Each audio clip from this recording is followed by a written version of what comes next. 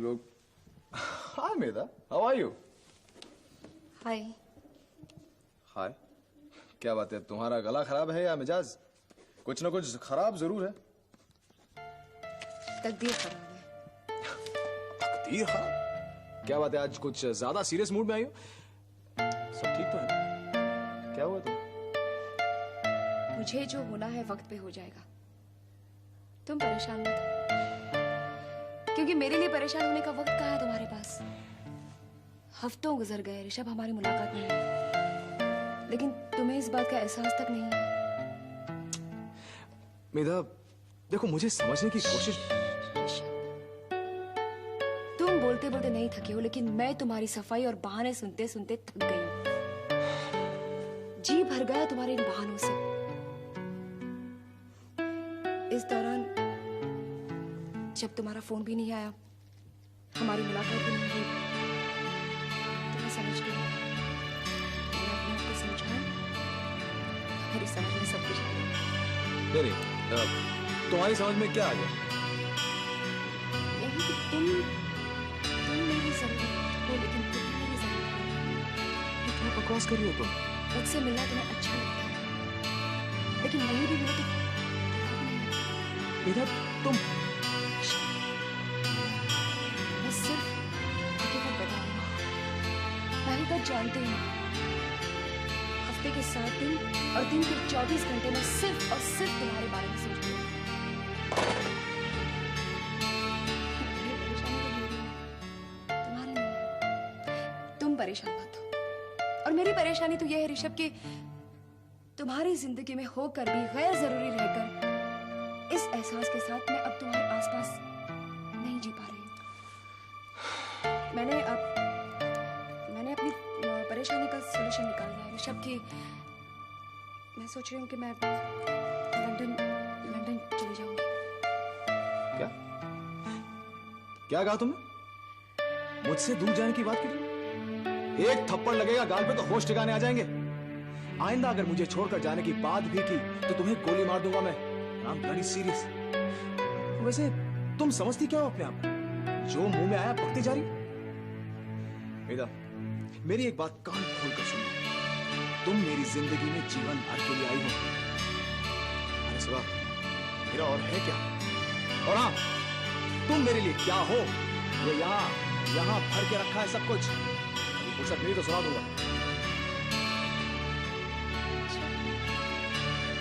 तो ये फुर्सत कौन से जन्म में मिलेगी ये भी बताओ। ये आने वाला शनिवार जो है, अगला शनिवार, ये कौन से जन्म में?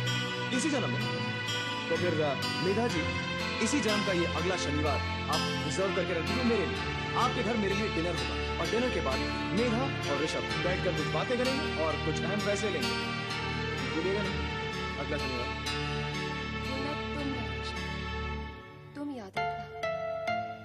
अगर तुम भूल गए तो मुझे भी भूल जाना। और जहां तक मेरा सवाल है, मैं उस शनिवार का बड़ी बेसब्री से इंतजार करूंगी और ये भी सोचती रहूंगी कि तुम आखिर मुझसे क्या क्या कहने वाले हो। देखो मेधा, अपने इस छोटे से दिमाग को ज्यादा कष्ट देने की जरूरत नहीं, ज्यादा सोचने की जरूरत नहीं। मैं तुम्हें एक छोटा सा हिंट दे देता हूँ कि अगले शनिवार को मैं क्या करने की सोच रहा हूँ। दे दूं? वो ऐसा है कि सॉरी, फोन। हेलो। हेलो, कौन? ऋषभ? बेटा, अपने सारा काम छोड़कर हॉस्पिटल जल्दी चले आ। माँ क्या बात है, सब ठीक तो है ना? मैं जो कह रही हूँ तू वो ही कर। तुरंत हॉस्पिटल आ। माँ मैं अभी पहुंचता हूँ, लेकिन कुछ बताओ भी। करण तो ठीक है ना? ऐसा सोच के करण की एक हरकत की वजह से मैंने तुझे फोन किया है। करण की हरकत की वजह से? माँ मैं कुछ समझा नहीं। हमारे करण ने अपनी आंखें खोल ली हैं और उन आंखों में मुझे तेरी तलाश नजर आई। माँ मैं अभी पहुंचता हूँ। हाँ, अभी इसी वक्त निकलता हूँ यहाँ से। जी माँ, बाय। मेरा देखो, मेरा इस वक्त अस्पताल जाना बहुत जरूरी है। I have to leave right now. लेकिन आई प्रॉमिस, मैंने अभी अभी जो वादा अधूरा छोड़ा है वो बहुत ही जल्द पूरा करूंगा, यानी अगले शनिवार। चलूं? I'll call you later. Bye.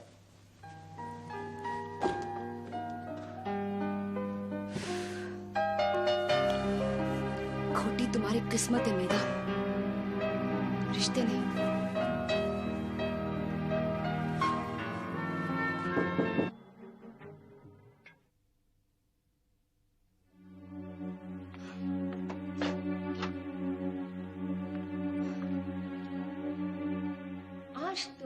किसी से भी वो बात मत करना मेरा हेगड़े जिसके आसार आपको साफ नजर आ रहे हैं। मुझे तो अंजाम के बारे में सोच के डर लग रहा है।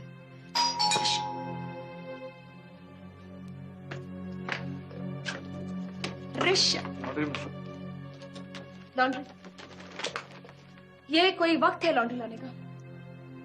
हाँ, जब भी मूड किया आप मुंह उठा के चले आए। सॉरी मैम साहब, पर कल परसों लॉन्ड्री बंद रहेगी तो ग्राहकों को तकलीफ न हो इसलिए सबके कपड़े पहुंचाने आए। ओके, ठीक है, जाइए, शुक्रिया। जरा चेक कर लीजिए, मैं बिल बताता हूँ। मैं कहीं भागे नहीं जा रही हूँ, बिल बाद में होता रहेगा, प्लीज।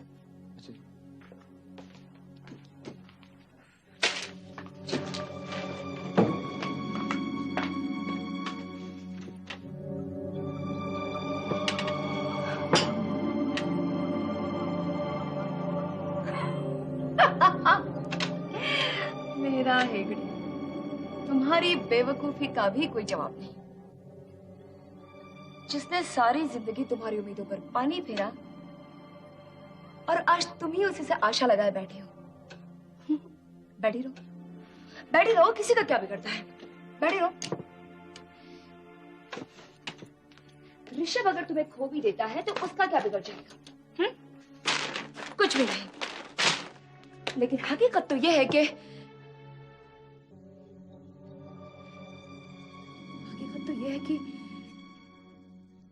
शायद तुम ऋषभ को खो दो हमेशा के लिए।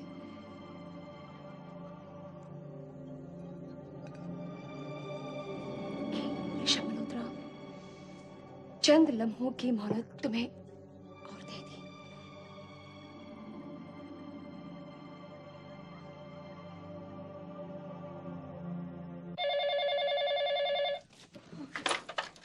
हेलो।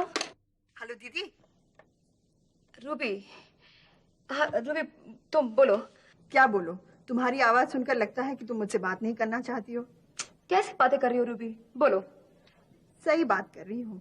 फिलहाल तुम्हारा मूड मुझसे बात करने का नहीं है, क्योंकि तुम किसी और के फोन की उम्मीद लगाए बैठी थी और झट से फोन उठा लिया और मेरी आवाज सुनी तो तुम्हारी सब उम्मीदों पर पानी फिर गया। क्यों दीदी? रूबी, अब तुम मेरा कोर्ट मार्शल करना बंद कर दोगी प्लीज? ऋषभ के फोन का इंतजार कर रही थी क्या? उफ, क्यों तुम सवाल पर सवाल करती जा रही हो रूबी? ठीक है, एक आखिरी सवाल, तुमने डिनर कर लिया है? नहीं। तो ठीक है, यहाँ आ जाओ, हम साथ में डिनर कर लेंगे। नहीं रूबी, आज नहीं। आज में कोई बात जरूर है, आज कोई खास प्रोग्राम वाला खास दिन है। क्यों? छोड़ो ना रूबी, बाद में बात करते हैं। मैं तुम्हें बाद में फोन करूंगी। बाय।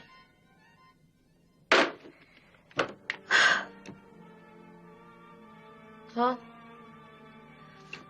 आज एक खास दिन है, क्योंकि आज मेरी जिंदगी का अच्छा खासा बुरा दिन है।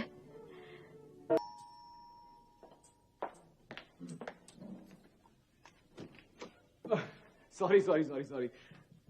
तुम? हाँ, ओ मैं क्यों भूल गई क्या आज मुझे खाने में बुलाया था? वैसे तुम तो काफी कंट्रोल में लग रही हो भाई। मुझे तो लगा था कि इतना लेट आया हूं, पहले डांट खानी पड़ेगी, उसके बाद खाना मिलेगा, लेकिन ठीक ठाक है। सॉरी ऋषभ, मैं तो खाना खा चुकी हूँ। अब या तो तुम्हें बाहर खाना पड़ेगा या भूखे सोना पड़ेगा। घर में तो कुछ है नहीं, तुम कहो तो फोन करके मंगवा ले। नहीं, क्या जरूरत है। वैसे अच्छा ही किया तुमने खाना खा लिया, वैसे भी काफी लेट आया हूं। काफी नहीं ऋषभ, बहुत ज्यादा लेट हो गया।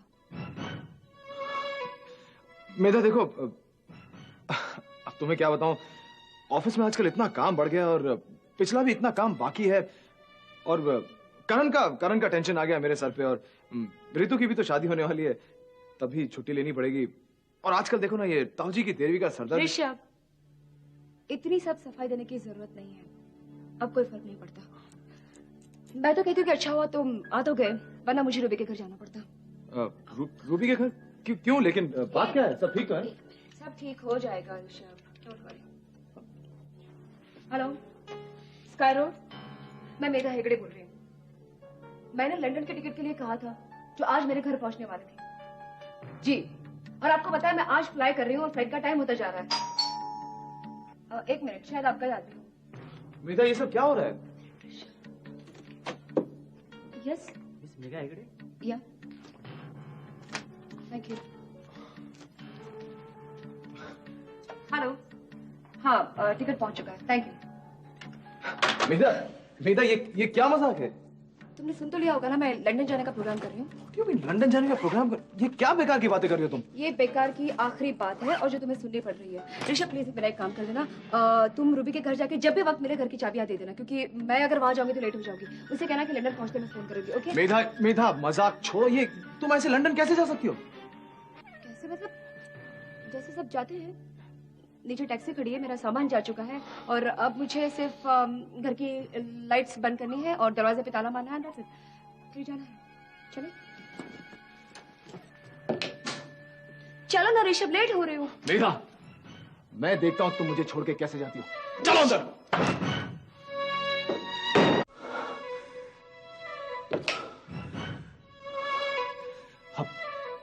अब मैं देखता हूँ कि तुम मुझे छोड़कर कैसे जाती हो. और मैं भी देखती हूँ कि मुझे कौन रोकता है. अच्छा, तो फिर जाकर दिखा दो. क्या क्या कर लोगे तुम? तुम्हारी जान ले लूंगा और अपनी जान दे दूंगा. बेकार का ड्रामा मत करो ऋषभ. ये ड्रामा नहीं है मेधा. तो एक पल में चढ़ा हुआ बुखार होगा. तुम एक बार नहीं बार बार सैकड़ों बार ये साबित कर चुके हो कि ये मेधा तुम्हारे लिए गैर जरूरी है. और आज जब बड़ी मुश्किल से मैं अपने आप को हर चीज से अलग करके जाना चाहती हूँ तो मुझे जाने दो ऋषभ प्लीज. मेरे जाने से तुम्हारी जिंदगी में अपने उलझने कम हो जाएंगे, मेरी आंखें भी कम न हुआ करेंगी. मैं किसी की भी जिंदगी में गैर जरूरी बनकर रहना मंजूर करती हूँ, लेकिन तुम्हारी जिंदगी में नहीं मेधा. अगर जीने के लिए सांस लेना गैर जरूरी है तो फिर तुम मेरे लिए गैर जरूरी बात करती हो. क्या मैं तुम्हारे बिना जी सकूंगा? हाँ, जीते रहे हो ना ऋषभ, जी लोगे. हफ्तों गुजर जाते हैं बिना मिले, क्या फर्क पड़ जाता है तुम्हें? फर्क इसलिए नहीं पड़ता मेधा क्योंकि जब तुम मेरे पास नहीं होती कम से कम ये एहसास तो होता है कि तुम आसपास कहीं हो. जब तुम्हें मेधा की याद आती है तुम पलट कर उसे मिलने चले आते हो. कभी ये सोचा है कि मेधा तुम्हारे बगैर दिन कैसे गुजारती है? इस घर में अकेले पड़े पड़े वो कैसे दिन निकालती है? तुम्हारे एक फोन के इंतजार में, एक मुलाकात की आस में. मुझसे गलती हो गई थी ऋषभ, मुझसे गलती हो गई जो मैंने तुमसे इतना प्यार किया. लेकिन अब मुझे इस प्यार से भाग जाने दो, मुझे इस प्यार से दूर भाग जाने दो. मुझे मेरे यहाँ जीना मुश्किल हो गया. मैं तुम्हारी सहूलियत बनकर जीना नहीं चाहती, मैं तुम्हारी जिंदगी बनकर जीना चाहती हूँ. I do have feelings. मैं बेजान नहीं हूँ. मेधा, तुम मेरे लिए क्या हो ये तुम नहीं जानती. ये साबित करने का मेरे पास बस एक ही तरीका रहेगा.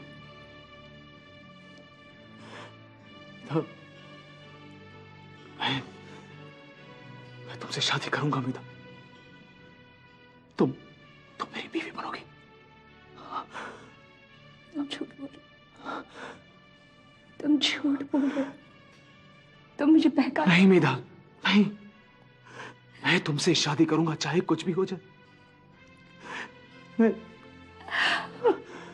तुम्हें विश्वास नहीं हो रहा ना? मेरी बातों में एतबार नहीं हो रहा?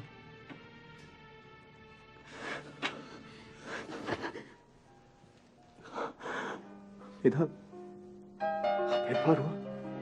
हाँ,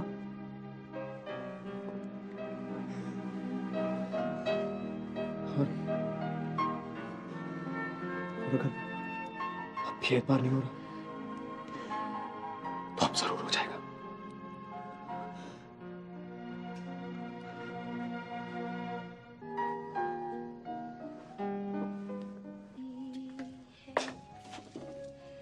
ये मेरे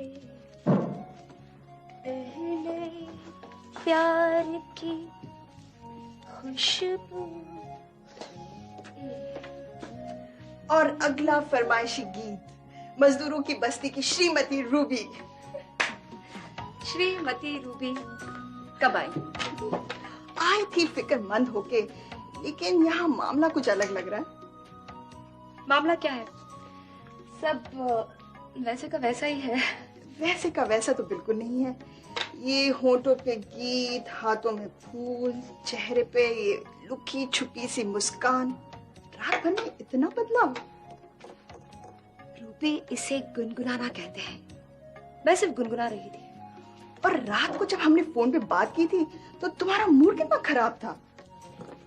मेरा मूड खराब था कल रात को? ओह माय गॉड, अब ये मत कहना कि हमने फोन पे बात ही नहीं की। हमारी बात हुई थी क्या? मामला कुछ ज्यादा ही संगीन लग रहा है। अब बता दो अपनी छोटी बहन से, या ऐसे विदा कर दिया था कि मेरा हक भी खत्म हो गए। रूबी, अब मुझे तू क्यों इमोशनल कर रही है? वैसे भी जज्बात संभाले नहीं संभलते। दिल में खलबली मची हुई है।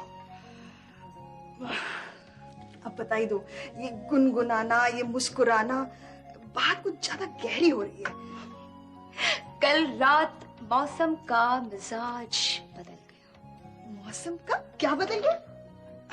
ए दीदी प्लीज, ये शादीशुदा लोगों के साथ तुम शेरो शायरी की बात मत करा करो। मैं अगर कुंवारी होती तो शायद समझ भी जाती, लेकिन अब तुम सीधे लफ्जों में समझा दो प्लीज। सीधे लफ्जों में? हाँ। साफ साफ। ऋषभ मल्होत्रा। ऋषभ मल्होत्रा। अब ऋषभ मल्होत्रा ने क्या कह दिया? ऋषभ मल्होत्रा ने क्या कह दिया? उसने वो कह दिया जिसे सुनने के लिए मैं पिछले 2.5 साल से इंतजार कर रही थी। I love you।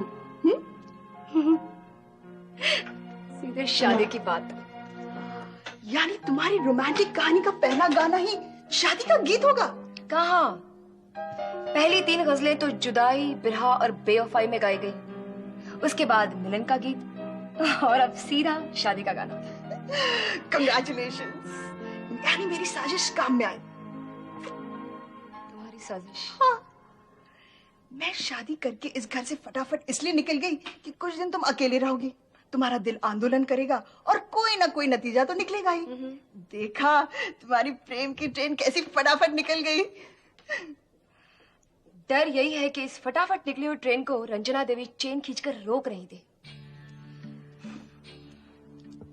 Ruby, Rishabh उन्हें अपनी शादी का फैसला सुनाने गया है। पहले भी एक बार रंजना देवी ने मेरे इस दिल को चलती हुई ट्रेन से मंजिलों से कोसों दूर उतार दिया था।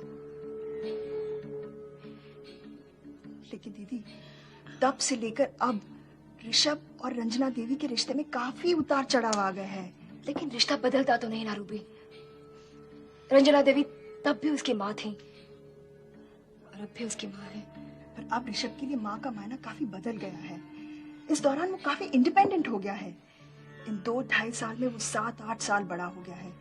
और फिर ये तुम्हारा भरोसा ही तो था जो तुमने कहा कि वो रंजना देवी को अपना फैसला सुनाने गया है। नहीं तो तुम कहती थी कि वो रंजना देवी से अपनी शादी की इजाजत मांगने गया है। रूबी, रूबी, रूबी, प्लीज रुक जाओ। तुम इतनी जल्दी मेरे ख्वाबों को हकीकत की शक्ल मत दे दो। मेरे ख्वाबों को अपनी रफ्तार से हकीकत बनने दो। वैसे मैं अपने खुशियों की आहट साफ साफ सुन रही हूँ। I'm sure of it।